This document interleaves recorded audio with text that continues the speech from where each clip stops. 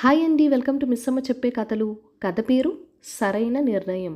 రచయిత్రి యశోదా కైలాస్ పులగుర్తి గారు. ఈ కథ ఈనాడు ఆదివారం మ్యాగజైన్లో 8వ తారీఖు డిసెంబర్ నెల 2024లో వచ్చిందండి. ఇంకా కథలోకి వెళ్ళిపోదాము. పాస్పోర్ట్ రెన్యువల్ చేయించుకోవాలని రీజనల్ పాస్పోర్ట్ ఆఫీస్కి వెళ్ళిన వైజయంతి అక్కడ కౌంటర్లో కూర్చుని దరఖాస్తులు పరిశీలిస్తున్న ఒక అమ్మాయి వైపు పరీక్షగా చూసింది. హేమంతి కదూ అనుకుంది 10 సార్లు. తన వంతు వచ్చినప్పుడు ఏదో సందేహం వచ్చి ఆ అమ్మాయి తలెత్తి ఏదో ప్రశ్నించబోతూ వైజయంతి మొహం చూసి అలా ఉండిపోయింది. క్షణంలో తేరుకుంటూ వైజయంతి నుండి దరఖాస్తుతో పాటు కావలసిన డాక్యుమెంట్స్ అందుకుని, కొంచెం సేపు వెయిట్ చేయండి మేడం, మీ టోకెన్ నంబర్ వస్తుంది అంటూ తన పనిలో నిమగ్నమైపోయింది. 1 గంట తర్వాత వైజయంతి తన పని పూర్తి చేసుకుని బయలుదేరుతుంటే అత్తయ్య అంటూ వెనక నుండి పిలుపు వినిపిస్తే మెరుపులా వెనక్కి తిరిగి చూసింది హేమంతి. కాఫీ తాగుతూ మాట్లాడుకుందాం, ఒక 10 నిమిషాలు బ్రేక్ తీసుకుని వచ్చాను, మిమ్మల్ని ఇబ్బంది పెడుతున్నందుకు క్షమించండి అంటూ ఆ కాంపౌండ్లో ఉన్న కాఫీ షాప్కి తీసుకెళ్ళి 2 కాఫీలు ఆర్డర్ ఇచ్చింది. ఇద్దరు టేబుల్కి ఎదురుగా కూర్చున్నారు. చెప్పండి అత్తయ్య, ఎలా ఉన్నారు? దాదాపు 6 సంవత్సరాలైంది కదూ అంటూ దీర్ఘంగా నిట్టూర్చింది హేమంతి. ఆ అమ్మాయి అలా అక్కడ తారసపడుతుందని తను ఊహించనే లేదు. అప్పట్లో ఓ ప్రైవేటు బ్యాంకులో పనిచేసే హేమంతి ఇప్పుడు పాస్పోర్ట్ ఆఫీస్లో పనిచేస్తోంది. అంటే జాబ్ మారిందా? యాదృచ్ఛికం అంటే ఇదేనేమో. అసలు తను హేమంతిని జీవితంలో మళ్ళీ కలుస్తానని అనుకోలేదు. బంధాలు శాశ్వతంగా తెగిపోయిన తర్వాత ఈ కలయిలకు అర్థం ఉందా? తను నో అని చెప్పే అవకాశం లేక ఇలా ఇరుక్కుపోవలసి వచ్చింది. అయినా తమను కాదని శాశ్వతంగా వెళ్ళిపోయిన ఆమెకు ఉండాలి కదా గిల్టీనెస్, సిగ్గు లేకుండా. తను వెళ్ళిపోతుంటే పిలిచి మరీ మాట్లాడుతోందా? అత్తయ్య, ఏం ఆలోచిస్తున్నారు? కాఫీ చల్లారిపోతుంది, తాగండి. ఆమె మాటల్లో ఎంతటి ఆత్మీయత! అప్పటికీ ఇప్పటికీ అదే మాధుర్వం ఆ గొంతులో. ఎందుకో గతం గుర్తొచ్చి కాఫీ కాలకూట విషయంలా అనిపించింది. ఆమె సమక్షంలో ఒక్క క్షణం కూడా ఉండలేని అసహనం. ఉంటాను Hemanthi, thanks for your coffee అంటూ అక్కడి నుండి వడివడిగా కదిలి వెళ్ళిపోతున్న వైజయంతి వైపు అలా కొన్ని క్షణాలు చూసిన ఆమె కళ్ళలో సన్నటి కన్నీటి తెర. 2 రోజుల తర్వాత అమెరికా నుండి వంశీ ఫోన్. అమ్మా, నీ పాస్పోర్ట్ పని అయిందా? అయిపోయిందిరా, నిన్న పోలీస్ వెరిఫికేషన్ కూడా అయిపోయింది. మరో 2-3 రోజుల్లో పోస్టులో వచ్చేస్తోంది. ఏమిటి గొంతు అలా డల్గా ఉంది? ఆరోగ్యం బాగుందా?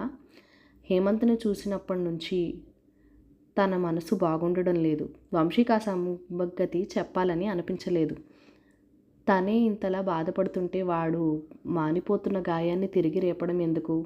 బాగానే ఉన్నా అంటూ సమాధానం ఇచ్చింది. సరే జాగ్రత్తమ్మా, పాస్పోర్ట్ రాగానే మెసేజ్ చేయి, టికెట్ బుక్ చేస్తాను. ఇదిగో చూడు వంశీ, మరీ దగ్గరలో కొనేకు. ఒకసారి డాక్టర్ దగ్గరికి వెళ్ళి చూపించుకోవాలి. అన్ని టెస్టులు చేయించుకోమంటే చేయించుకోవాలి కదా. సరేలే, 1 నెల రోజుల వ్యవధిలో కొంటాను. శిఖరకు డెలివరీకి ఇంకా టైం ఉంది.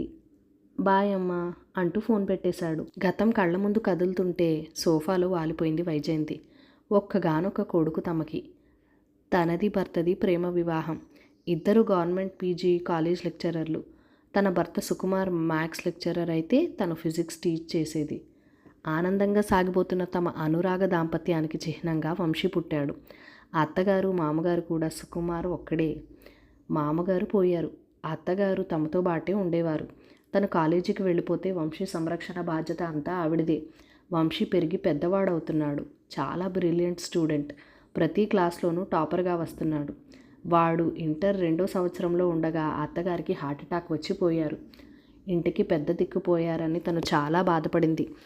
తనకి అత్తగారికి మధ్య ప్రేమాభిమానాలే తప్ప ఎటువంటి మనస్పర్ధలు కూడా లేవు. అందుకే ఆవిడ లేని లోటు తనని చాలా కదిలించింది. వంశీకి ఐఐటి ఖరగ్పూర్లో సీట్ వచ్చింది. అంతవరకు తనమని ఒక్క క్షణం కూడా విడిచి ఉండని వాడు అంత దూరం చదువుకోవడానికి వెళ్తుంటే చాలా దిగులు పడింది. సుకుమార్ తనని మెత్తగా మందలించాడు. ఒక లెక్చరర్ అయ్యుండి కూడా అలా దిగులు పడటంలో అర్థం ఏం లేదు వైజు అంటూ. వాడు 3వ సంవత్సరంలో ఉండగా ఒకరోజు సుకుమార్ తీవ్రమైన తలనొప్పితో వాంతి చేసుకుంటూ కాలేజీలో స్పృహ తప్పి పడిపోయాడు. ఆఘమేఘాల మీద హాస్పిటల్కి తీసుకువెళ్లారు. కానీ అప్పటికే అతని ప్రాణాలు అనంతవాయువులో కలిసిపోయాయి. బ్రెయిన్ హ్యామరేజ్తో చనిపోయినట్లు డాక్టర్లు నిర్ధారించారు. వైజయంతి లోకమే చీకటైపోయినట్టు ఏడుస్తూ సొమ్మసిల్లిపోయింది. ఆ రోజు ఉదయం ఇద్దరూ కలిసి టిఫిన్ చేస్తున్నప్పుడు సుకుమార్ తనను జోకులతో నవ్వించాడు. ఎప్పుడూ ఆరోగ్యంగా నవ్వుతూ కనిపించే తన భర్త ఇక తనకు కనపడ్డన్న వేదనతో అల్లలాడిపోయింది. వంశీ కూడా డీలా పడిపోయాడు. వంశీ కోసం తనే ధైర్యం తెచ్చుకొని జీవనం సాగించే. ఖరగ్పూర్లో చదువు పూర్తి చేసిన తర్వాత పై చదువులకు యుఎస్ వెళ్తావా అంటే లేదు, ఇక్కడే ఐఐఎంలో చదువుతా అన్నాడు. కలకత్తాలో సీట్ వచ్చింది. అక్కడ చదువు పూర్తి అవుతూనే హైదరాబాద్లో ఒక పెద్ద సంస్థలో మంచి ఉద్యోగం దొరికింది. వాడు ఉన్నతిని ఎదుగుదలను చూసి మురిసిపోవడానికి తన భర్త లేడు కదా అని దుఃఖించేది. కాలాన్ని నియంత్రించే శక్తి ఎవరికీ లేదు కదా. ఆఫీస్ పని మీద అనేక దేశాలు వెళ్ళి వస్తున్నాడు వంశీ. ఉద్యోగం వచ్చి అప్పుడే 5 సంవత్సరాలు అయిపోయింది. వాడికి పెళ్లి చేయాలన్న ఆలోచన రాగానే తనని అడిగింది. నీ ఇష్టమమ్మా అనేశాడు. ఎందుకో తన పెళ్లిపైన ఎక్కువ స్పందించలేదు. మూడీగా ఉంటున్నాడు. వర్క్ టెన్షన్ అనుకునేది. ఎవరిదో బంధువుల పెళ్లిలో హేమంత్ని చూసింది. చక్కని కనుముక్కు తీరు, సహజమైన నవ్వుతో అందంగా కనిపించింది. తల్లి తండ్రి ఆమె చిన్నతనంలోనే చనిపోతే బాబాయ్ పిన్ని హేమంత్ని బాధ్యత తీసుకొని పెంచి పెద్ద చేశారు. ఎంకామ్ పాస్ అయ్యి ఒక ప్రైవేట్ బ్యాంకులో పనిచేస్తోంది. హేమంత్కి తండ్రి ద్వారా సంక్రమించిన ఆస్తిని బాబాయ్ జాగ్రత్తగా పరిరక్షిస్తున్నాడు. హేమంత్ నచ్చిందా వంశీ అని అడిగితే మౌనంగా తలూపాడు. తప్పితే మరేమీ మాట్లాడలేదు. హేమంతి కొత్త కోడలిగా ఆ ఇంట అడుగుపెట్టింది. నిజంగా హేమంత ఋతువు వచ్చినట్లుంది అన్నట్టుగా ఇంట్లో ఒకటే సందడి. అంతవరకు నిశ్శబ్దం రాజ్యమేలుతున్న ఆ ఇంట్లో హేమంతి రాకతో కొత్త వెలుగులు విరజిమ్మింది. అత్తయ్య మీరు కూర్చోండి నేను చేస్తా అంటూ తనని ఒక్క పని కూడా చేయనిచ్చేది కాదు. ఆ అమ్మాయికి అన్ని పనులు వచ్చు. ఎంతో ఆత్మీయంగా ప్రేమగా తనను చూసుకునేది. హేమంతి రాకతో ఆ ఇంటి స్వరూపమే మారిపోయింది.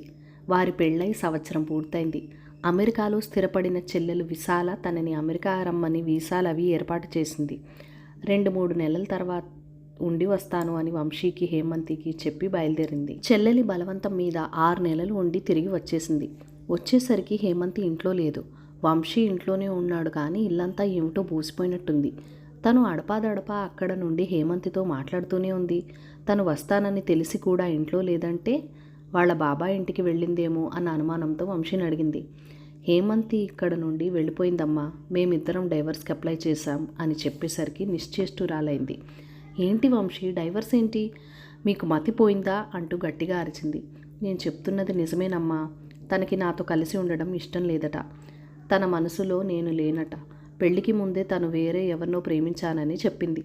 డైవర్స్ తీసుకుందామని తనే అంది. 1 వారం క్రితమే ఇక్కడ నుండి వెళ్ళిపోయింది. వంశీ చెప్తున్నది వింటుంటే తన మనసు మొద్దుబారిపోయింది.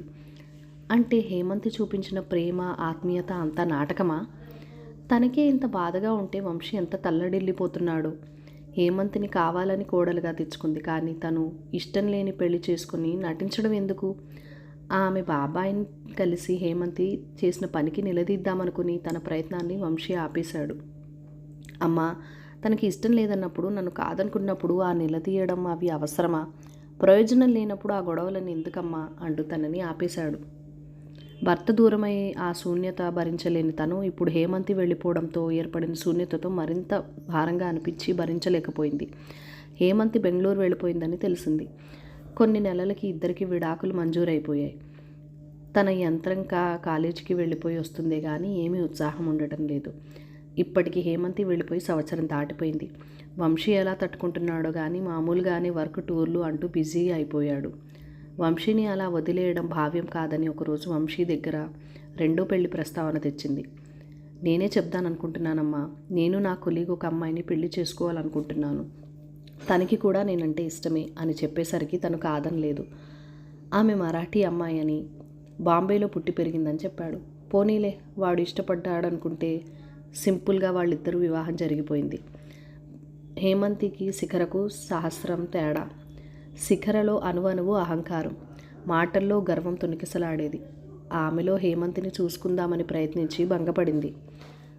తనతో అసలు మాట్లాడేదే కాదు. ఎప్పుడైనా మరీ అవసరం అంటే 1 అంతే.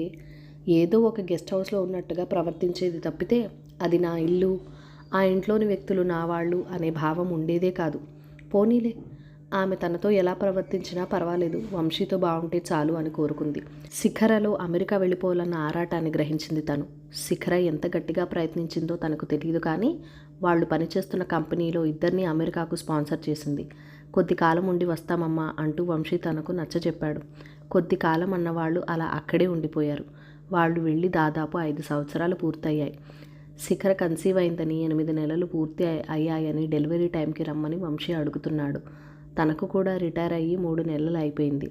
పెళ్ళయ్య 5 సంవత్సరాలకి వంశీ తండ్రి కాబోతున్నందుకు ఒకవైపు సంతోషంగా ఉన్నా, ఎప్పుడు ఫోన్ చేసినా ముక్తసరిగా మాట్లాడే శిఖర ప్రవర్తనకు తను బాధపడుతూనే ఉంది. కానీ సరిపెట్టుకుంటుంది. అమెరికా వెళ్లే రోజు దగ్గర పడడంతో షాపింగ్ చేద్దామని బయలుదేరింది. ఆ రోజు ఆదివారం. దీపావళి పండుగ మరో 4 రోజులు ఉండటంతో షాపింగ్లో షాప్స్ అన్నీ కళకళలాడిపోతున్నాయి. తనకు శిఖరకు చీరలు కొందామని షాపింగ్ మాల్కి వెళ్ళింది. షాపింగ్ పూర్తి చేసుకుని బయటకు వస్తున్న తరుణంలో ఎదురుగా హేమంతి. అదే చెక్కు చెదరని చిరునవ్వు. అత్తయ్య ఎలా ఉన్నారు? ఆత్మీయంగా ప్రశ్నిస్తున్న హేమంతికి జవాబు ఇవ్వాలని కూడా అనిపించలేదు. ఏ జ్ఞాపకాల నుండి బయటపడాలని ప్రయత్నిస్తుందో తిరిగి తిరిగి అవే జ్ఞాపకాలు తన ఎదురుగా దూబూచులాడుతుంటే మాటలు రాని దానిలా రాయిలా నిలబడిపోయింది. నా మీద కోపంగా ఉన్నారు కదా అంటూ ప్రశ్నించిన హేమంతితో, కోపం కాక ప్రేమ ఎలా ఉంటుంది హేమ? ఎంతో ఇష్టంగా కోరి మరీ నిన్ను కోడలుగా తెచ్చుకున్నాను. ఎంతో మురిపంగా చూసుకున్నాం నిన్ను. కానీ నువ్వు చేసిందేంటి? నువ్వు వంశీని ఇష్టపడి పెళ్లి చేసుకోలేదని, నీ మనసులో మరెవరో ఉన్నారని, వాడితో సంసారం చేయాలని చెప్పి పెళ్ళైన 1.5 సంవత్సరం తర్వాత వాడిని వదిలి వెళ్ళిపోయావు. నీకు ఇష్టం లేని పెళ్ళి వద్దని ముందే ఎందుకు తిరస్కరించలేకపోయావు? ఎందుకు మమ్మల్ని మభ్యపెట్టావు? నేను వంశీ ఎంత బాధపడ్డామో నీకు అర్థం కాదు. అయినా ఎందుకులే, పెళ్లి పెటాకులైపోయి 6 సంవత్సరాలు గడిచిపోయాక తలుచుకుని బాధపడితే ప్రయోజనం ఏముంటుంది కనుక? నిరసన వ్యక్తం చేస్తూ మాట్లాడుతున్న వైజయంతిని, ఒక్క క్షణం నేను చెప్పేది వింటారా అంటూ ఆపేసింది. అత్తయ్య, మీకు ఇలా గతం గురించి చెప్పాల్సిన పరిస్థితి ఎదురవుతుందని నేను ఎప్పుడూ అనుకోలేదు. మీ ముఖంలో నా పట్ల కనిపిస్తున్న అసహ్యాన్ని, కోపాన్ని నేను తట్టుకోలేకపోతున్నాను. మీలో నా తల్లిని చూసుకున్నాను. తల్లి ప్రేమంటే ఏమిటో రుచి చూడని నాకు హిమ, తిను తల్లి అంటూ భోజనం తినిపించేవారు. నా భార్యుడు జ్వరం చూస్తూ మురిసిపోతూ నాకు జడ అల్లేవారు. ఒకసారి నాకు జ్వరం వచ్చి మూలుగుతుంటే రాత్రంతా నా పక్కనే కూర్చుని సపర్యలు చేశారు. అటువంటి ప్రేమ శాశ్వతం అనుకునేనే కానీ 3 నాళ్ళ ముచ్చట అవుతుందని అనుకోలేదు. నేను మీ ఇంటి నుండి వెళ్ళిపోవడం మీకు తీరని ఆవేదన కలిగించిందేమో కానీ వంశీకి కాదు. అతను నాతో వివాహానికి ముందు నుంచే తన కొలీగ్లో ఒక అమ్మాయితో రిలేషన్లో ఉన్నాడట. మనసారా ప్రేమించిన అమ్మాయిని మర్చిపోలేక నన్ను తన భార్యగా మనసావాచ స్వీకరించలేని అతనితో ఎలా కాపురం చేయాలి? అప్పటికే అతనిలో మార్పు వస్తుందని 7 ఏడాది పాటు ఎదురు చూశాను. కానీ మీరు అమెరికా వెళ్ళగానే అతను నాతో బిజినెస్ డీల్ మొదలుపెట్టాడు. నష్టపరిహారంగా డబ్బిస్తానన్నాడు. తిరస్కరించాను. విషయం తెలిస్తే మీరు విలవిల్లాడిపోతారు. మీ అబ్బాయిని అసహించుకుంటారు. నాకు తన ద్రోహం చేశాడని కుమిలిపోతారు. మీరు బతిమాలో బామాలో వంశీకి నచ్చజెప్పి సంసారం చేయించాలని ప్రయత్నించినా నేనంటే ఇష్టం లేని అతనితో జీవితాంతం ఎలా కలిసి ఉండగలను? మీరు ప్రేమించి పెళ్లి చేసుకున్నారు. మొక్కుబడిగా సాగే సంసారం ఆనందంగా ఉంటుందా? చెప్పండి అత్తయ్య. అందుకే ఆ నెపమేదో నా మీదే వేసుకొని నేను అతని జీవితం నుండి తొలగిపోయాను. మీ అబ్బాయికి అన్నీ తెలుసు అత్తయ్య. మీకు చెప్పలేదా మరి? వైజయంతికి తల తిరిగిపోయింది. వంశీ తనతో చెప్పింది వేరు. హేమంతి తనతో ఉండడం ఇష్టం లేక వెళ్ళిపోయిందన్నాడు. విడాకుల తర్వాత సంవత్సరానికి తన కొలీగ్ అంటూ శిఖరను తీసుకొచ్చి పరిచయం చేసి ఆమెను పెళ్లి చేసుకుంటానన్నాడు. హేమంతి తనకు అన్యాయం చేసిందని, తన మోసపోయినని పదే పదే అంటుండేవాడు. ఎంత అబద్ధం ఆడాడు. ఒక అమాయకురాలికి తీరని ద్రోహం చేసి ఆమె జీవితాన్ని అన్యాయం చేసి నా కడుపున పుట్టాడు. చదువు నేర్పిన సంస్కారం ఇదేనా? ఆ అమ్మాయినే చేసుకోవాలని తనేమీ వాడిని ఒత్తిడి చేయనే లేదు కదా. ఆ రోజే నేను నా కొలీగ్ని ప్రేమించాను, హేమంతిని చేసుకోను అని చెప్పి ఉంటే ఇంత దారుణం జరిగేది కాదు కదా. అటువంటి వెధవపై కేసు పెట్టాలి హేమంతి. కానీ ఎంత మంచి పిల్ల, ఎంత చక్కటి వ్యక్తిత్వం. నేను బాధపడతానని వాడు చేసిన తప్పుల్ని తన మీద వేసుకుని ఇంకా తన మీద ప్రేమను చూపిస్తున్న హేమంతికి ఏమిచ్చి తన రుణం తీర్చుకుంటుంది? హిమాలయం వంటి ఆమె వ్యక్తిత్వాన్ని తను ముందు దోషిలా నిలబడింది. హేమంతితో తనకున్న అనుబంధం సంవత్సరమే అయినా ఎన్నో మధురమైన జ్ఞాపకాలను మనసులో దాచుకుంది. ఎంతటి ప్రేమ, అభిమానం చూపించేది హేమంతి. ఇప్పుడు కూడా తను ఏ బంధము లేకపోయినా అత్తయ్య అంటూ ఎంత ఆత్మీయ పలుకరింపు. శిఖర తెలుగు బాగా మాట్లాడుతుంది కానీ తనను ఆంటీ అనే పిలుస్తుంది. అది కూడా ఎంతో అవసరపడితేనే. నీ భర్త పిల్లలు ఏం చేస్తున్నారు హేమంతి అన్న ప్రశ్నకు నేను పెళ్లి చేసుకోలేదు అత్తయ్య, పెళ్లి మీద నమ్మకం పోయింది అనేసి అక్కడి నుండి వీడుకోలు తీసుకుంది. వైజయంతిలో ఏదో దృఢ నిశ్చయానికి వచ్చింది. ఆ ఆలోచన రావడంతో మనసు తేలికైంది. అమ్మా, రేపే నీ ప్రయాణం. అన్నీ సర్దుకున్నావా? పాస్పోర్ట్, వీసా జాగ్రత్తగా ముందు హ్యాండ్ బ్యాగ్లో పెట్టుకో. ఎప్పటికప్పుడు మెసేజ్ చేస్తూ ఉండు. వంశీ, నేను యూఎస్ రావడం లేదు. ఇప్పుడే కాదు, మరెన్నడూ రాను. నాకు నీకు ఇంకా ఏ సంబంధం లేదు. అదేమిటమ్మా, జోకా? కాదు, నిజం. హేమంతి గుర్తుందా? ఒకప్పటి నీ భార్య. ఇన్నేళ్ల తర్వాత కనబడింది. అసలు విషయం తెలిసింది. నువ్వు ఇంతటి నీచుడువని ఇప్పటిదాకా తెలీదు. ఉంటాను, బాయ్ అంటూ ఫోన్ పెట్టేసింది. తన పాస్పోర్ట్, వీసా అన్నిటినీ చింపి అవతల పారేసింది. హేమంత్ జీవితానికి ఒక అందమైన బాట ఏర్పరిచి ఆమెకు తగిన న్యాయం చేకూర్చే వరకు తనతో కలిసి ఉండాలని నిర్ణయించుకుంది. కోడలిగా దూరమైన ఆ బంగారు తల్లిని కూతురిగా ఇంటికి తీసుకొచ్చుకోవాలని హేమంతి పనిచేసే పాస్పోర్ట్ ఆఫీస్కి ఆ క్షణమే బయలుదేరింది వైజయంతి. కథ సమాప్తం. ఈ కథ మీకు నచ్చినట్లయితే కనుక లైక్ చేయండి, షేర్ చేయండి, మన ఛానల్ని సబ్స్క్రైబ్ చేసుకొని మీ సపోర్ట్ ఇవ్వండి. మీ అమూల్యమైన ఫీడ్బ్యాక్ ఏదైనా ఉంటే నాతో కామెంట్ సెక్షన్లో కూడా షేర్ చేసేసుకోండి. Thank you for watching. Bye bye.